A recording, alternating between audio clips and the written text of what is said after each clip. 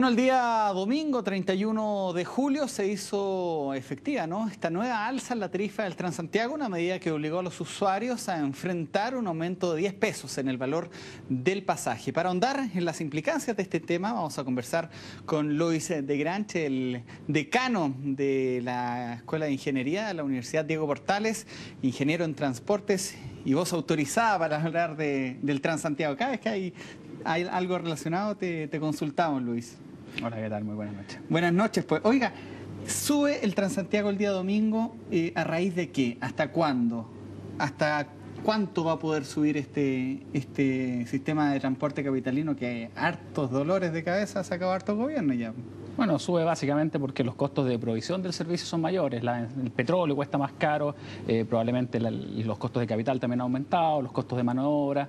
Pero yo sería un poco más riguroso en la comparación real respecto al valor actual de la tarifa de Transantiago en relación a las micro amarillas. Las micro amarillas costaban 380 pesos en febrero del 2007. Si lo actualizas por pura inflación, al día de hoy tendríamos un valor cercano a los 543. Y al mismo tiempo con las micro amarillas tú pagabas todos los transbordos entre buses y con el metro, ¿sí? Y hoy día esos transbordos son casi gratis. Con los buses son gratis y entre el metro cuesta un incremental muy bajo. Es decir, usted dice que si las micros amarillas estuvieran el día de hoy, ¿serían más caras que el Transantiago? En promedio sí. En promedio serán cerca de un 10-12% más caras. Ah, interesante. ¿Hasta cuándo va a estar subiendo estos valores? Bueno, esa es una pregunta que la verdad la respuesta no es muy auspiciosa. ¿Cuántas veces ha subido? El número de veces no lo tengo claro, sé que ha subido 170 pesos hasta el día de hoy. Ya a veces ha subido 10 pesos, otras veces ha subido 20 pesos, y ahí solo una vez hubo un aumento diferenciado de tarifa en que el metro subió un poco más que los buses. Yo creo que por ahí tiene que ir la solución, es decir, el aumento no tiene que ser parejito para toda la ciudad, es lo peor que pueden hacer las autoridades. El metro es capaz de soportar tarifas mucho mayores que los buses y por lo tanto los incrementos tarifarios deberían aplicarse en los periodos punta de la red de metro. Perfecto. Usted tuiteó hace algún tiempo atrás: las pegas más fáciles, dice, ser capitán de la Copa Davis de Chile y ser parte del panel de expertos que fija las tarifas del Transantiago. ¿Por qué? Bueno, ¿cuál de las dos te refieres? No sé, pues usted, ¿cuál de las dos pegas? ¿Por qué es bueno, fácil hablemos de transporte. ¿Por qué es fácil ser del panel de expertos?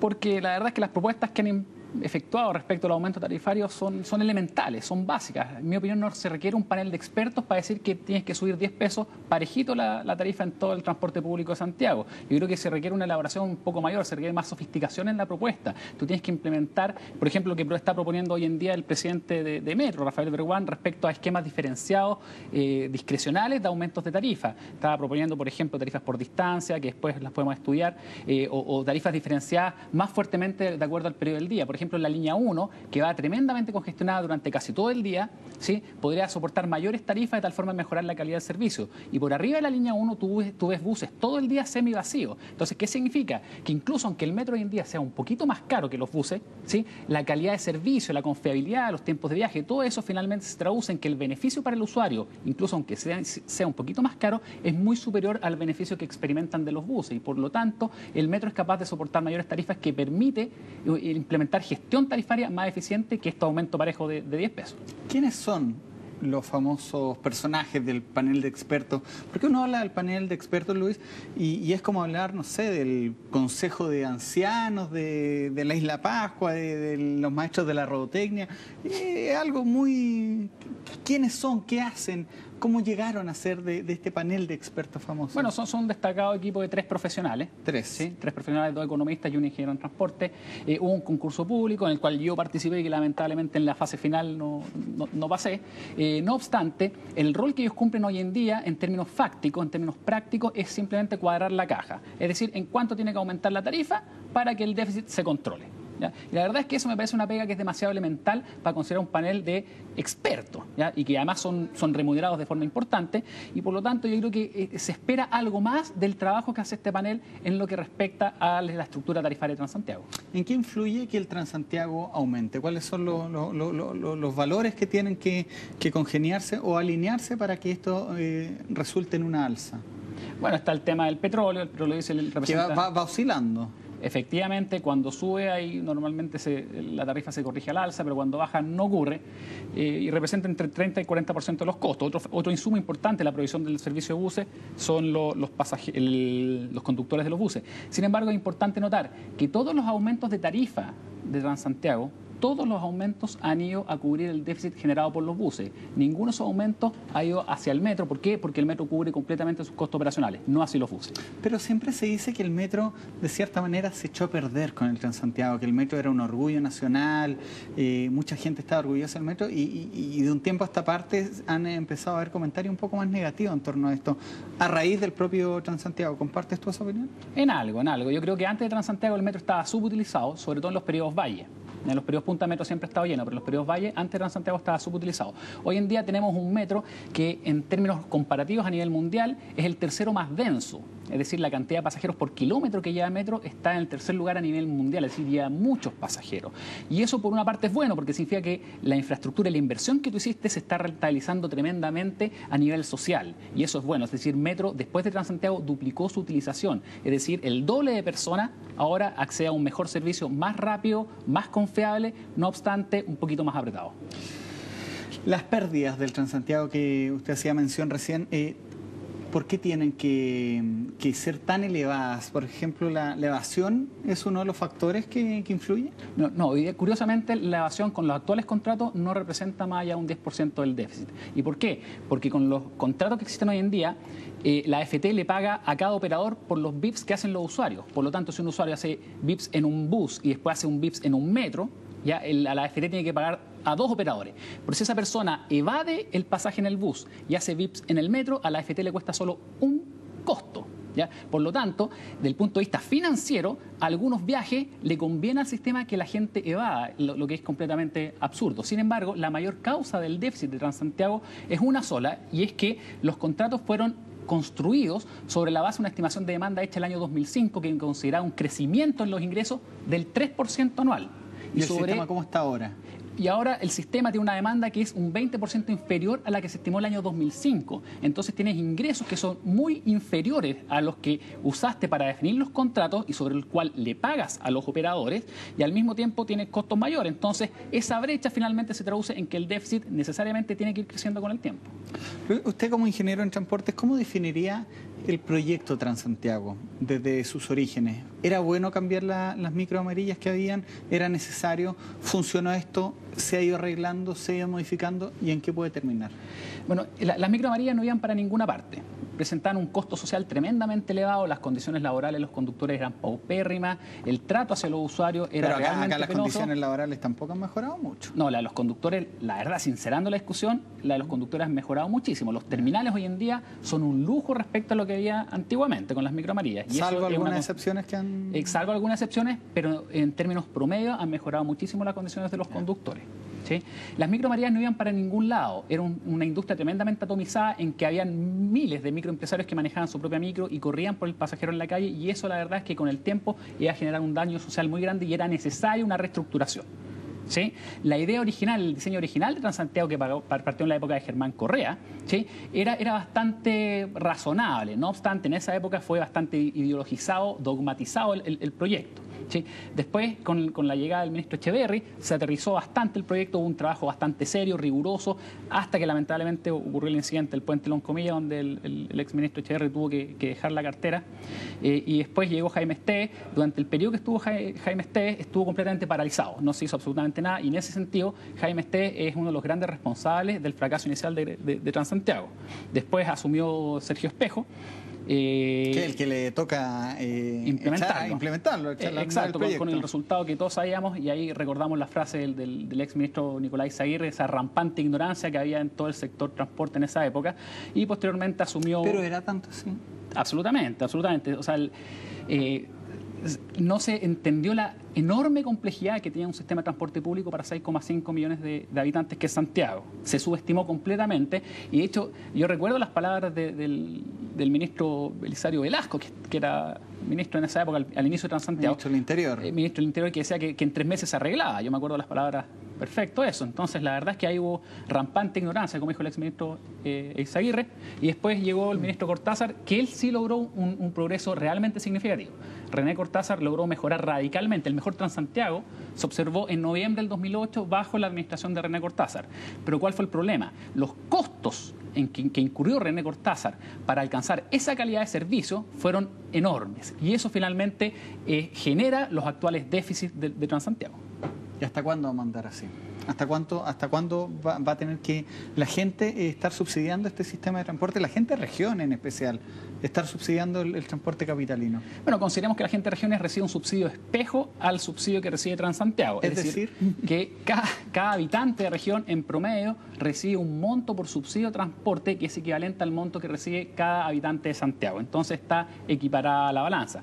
El problema del déficit yo creo que se puede resolver si es que el actual ministro Pedro Pablo Errázuriz logra en el mes de octubre, que es cuando se relicitan los recorridos alimentadores, incorporar en la estructura de contratos cambios en las reglas del juego de tal forma que generen los incentivos económicos para que, por ejemplo, el operador se haga cargo de la evasión. ¿Ya? El operador tenga un incentivo económico a una frecuencia regular, a aumentar voluntariamente la frecuencia y la cobertura espacial de los servicios. Es decir, que el operador vea reflejado en su bolsillo la mejora en la calidad de servicio y lograr que la gente realmente pague, y no como hoy día que todos esos riesgos recaen sobre el Estado. Y esto es en el mes de octubre.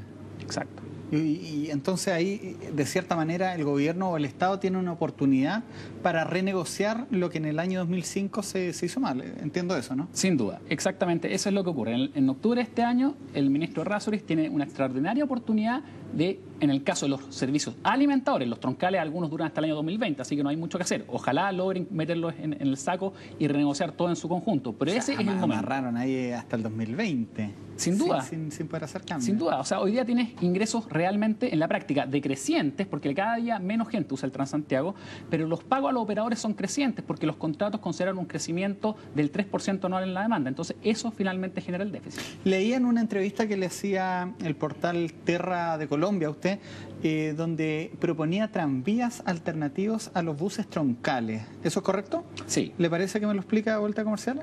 Encantado. Vamos a hacer una pausa y seguimos hablando con Luis de Granchi, ingeniero en transportes, decano de la Escuela de Ingeniería de la Universidad Diego Portales, para ahondar esto y también algunos fenómenos que hay en la capital, como por ejemplo este explosivo aumento de las motos. Volvemos con eso de inmediato. Transportes de Transantiago, de soluciones para este sistema de transporte capitalino. Luis de Granchi, usted proponía, lo leía en una revista colombiana, tranvías para que sean clones de los buses alimentadores, de los troncales. ¿Cómo eso? Bueno, efectivamente el tranvía tiene algunas ventajas respecto a los buses. Si bien es un poco más caro en términos de costos de capital y de costos de operación, tiene la gran ventaja de que requiere una faja de solo 9 metros versus 30-35 metros de faja que requiere un corredor segregado de buses. Tú ves el corredor Pajarito, Santa Rosa, el corredor Grecia, parecen pistas de aterrizaje casi. O sea, el ancho de faja es de 30-35 metros y es tremendamente invasivo. ¿Ya? En cambio, el tranvía, que es capaz de transportar a la misma cantidad de personas, ¿sí? Requiere una faja de solo 9 metros y además sí representa una alternativa real al usuario del automóvil, algo que no hacen los buses. Pero me da la impresión que no es tan fácil implementarlo porque yo vengo escuchando, por ejemplo, al alcalde de Las Condes, de La Maza, que quiere construir un tranvía en esta comuna y no ha podido, no tiene los permisos, hay un tema de impacto vial también. Exacto, bueno, el alcalde de La Maza ha sido tremendamente visionario, en mi opinión, en impulsar proyectos de tipo tranvía. ¿Y por qué? Porque Las Condes presenta una tasa de motorización muy alta, la cantidad de autos en Las Condes es gigantesca y va a seguir creciendo. Y el usuario del automóvil sí ve tanto en el metro como en los tranvías una alternativa real de transporte. Y en ese sentido, esos proyectos que se están impulsando de tranvía en Las Condes pueden ser tremendamente beneficiosos. Es muy visto en Europa, se ocupa mucho. Sí, exactamente. En ciudades de tamaño medio se usan bastante y en Santiago, con la estructura de comunas, puede ser que en algunas comunas se justifique proyectos de este tipo. Usted hablaba recién de la explosiva cantidad de autos que hay, por ejemplo, en la comuna de Las Condes. ¿Influye, por ejemplo, las ofertas que uno ve ahora de los autos chinos o los autos indios, que son a costos realmente económicos, que cualquier persona puede llegar a tener su primer automóvil? ¿Ha influenciado un poco en que las personas prefieran comprarse un auto antes que andar en el Transantiago? Transantiago? Sin duda, sin duda. En el mundo entero se ha constatado que conforme aumenta el ingreso per cápita, aumenta la tasa de motorización y el uso del auto. De ahí Chile y Santiago en particular no es la excepción. Si considera las facilidades crediticias que existen hoy en día, ¿ya? El aumento en el ingreso per cápita, por qué no decirlo, Chile está creciendo económicamente muy fuertemente en este gobierno. Si además los bajos precios y las ventajas arancelarias de autos provenientes de China, de India, la verdad es que las condiciones para adquirir un auto son bastante beneficiosas. Y además, si tú le sumas el deseo la forma en que se ha penetrado con las motocicletas, en el caso de Santiago particularmente, la verdad es que el gran perjudicado en ese sentido es el transporte público, que ve una fuga importante de usuarios. Ha habido un explosivo aumento de las motos. Es como cuando uno veía antes en Roma o en Buenos Aires, y la cantidad de motos llamaba la atención, se está empezando a ver acá. Hay comunas que han aumentado el uso de motocicletas en 1300%, ¿sí? Porque es un modo que es económico, ya que es autónomo, de autonomía para viajar, y además es bastante rápido, con tiempos de viaje muy reducidos. No obstante, hay que usarlo con mucho respeto y mucho cuidado. Sí, pues, ¿es bueno o es malo eso? Bueno, que la gente se compre su auto en vez de preferir el transporte público. Lo ideal, en términos sociales, es que la gente prefiera el transporte público. ¿Cómo llevamos a la gente al Transantiago? ¿Sí? No es un sistema atractivo.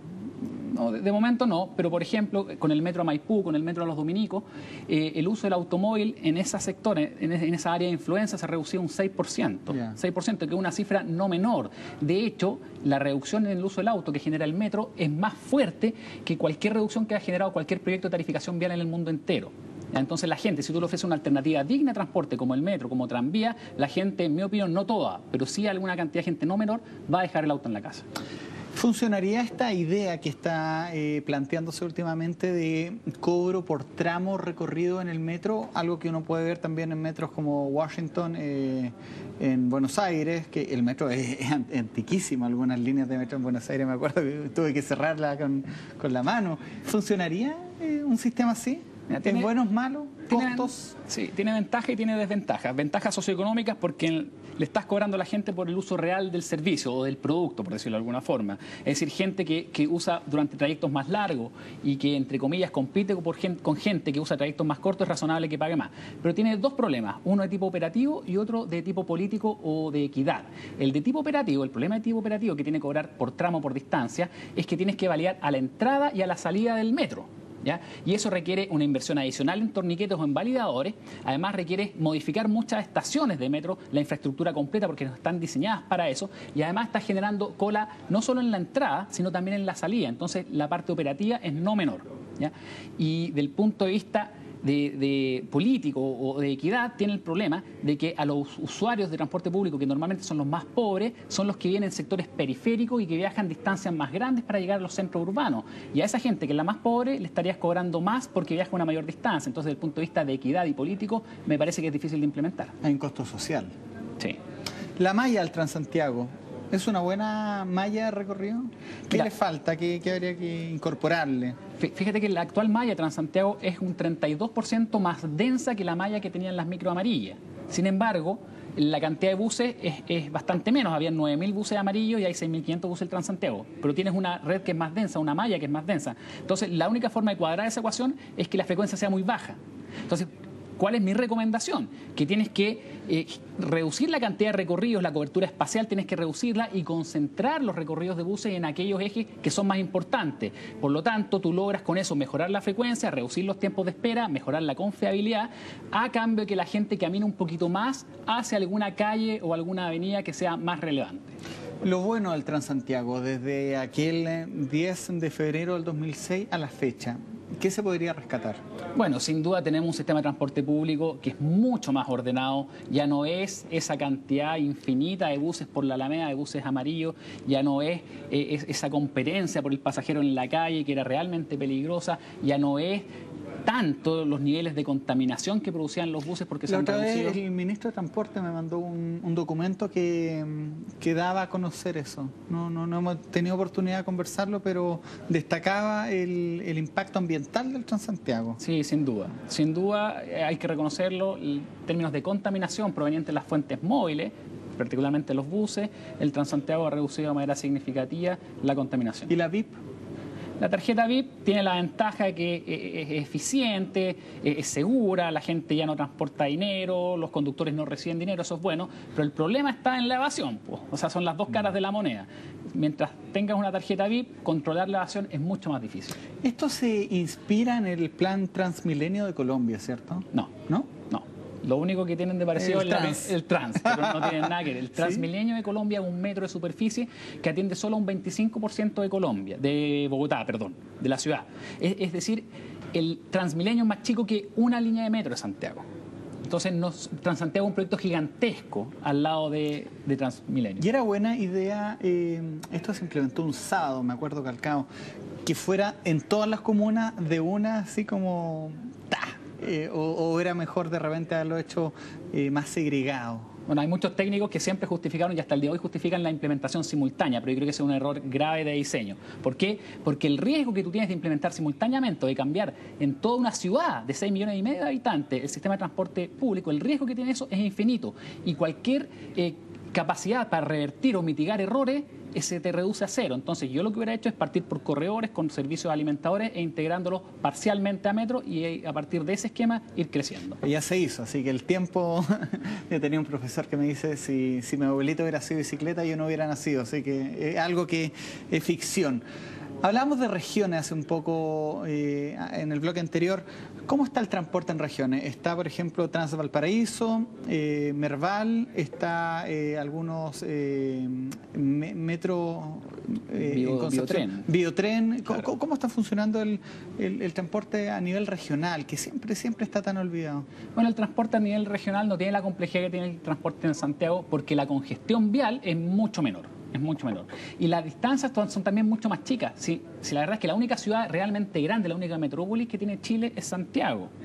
Todas las otras ciudades son muy significativamente más chicas que Santiago. Y por lo tanto los problemas de transporte son también mucho más chicos. En regiones funcionan muy bien los taxis colectivos. ¿Ya? Entonces la estructura de demanda es diferente, la estructura de oferta del transporte público en regiones también es diferente y yo creo que los problemas de regiones en términos comparativos con Santiago en materia de transporte son menores. Usted es ingeniero en transporte, esa es una carrera que se estudia, es bien demandada. ¿Qué se estudia en esta carrera? El impacto vial, estoy pensando, por ejemplo, cuando se construye el Costanera Center. Explícanos un poco de esta carrera que usted estudió, ingeniería en transportes. Ya, claro, yo estudié ingeniería de industria en la Universidad Católica, ¿sí? Y saqué la mención en transporte. Ya después saqué el magíster y el doctorado en ¿Y eso es lo que se estudia al día de hoy?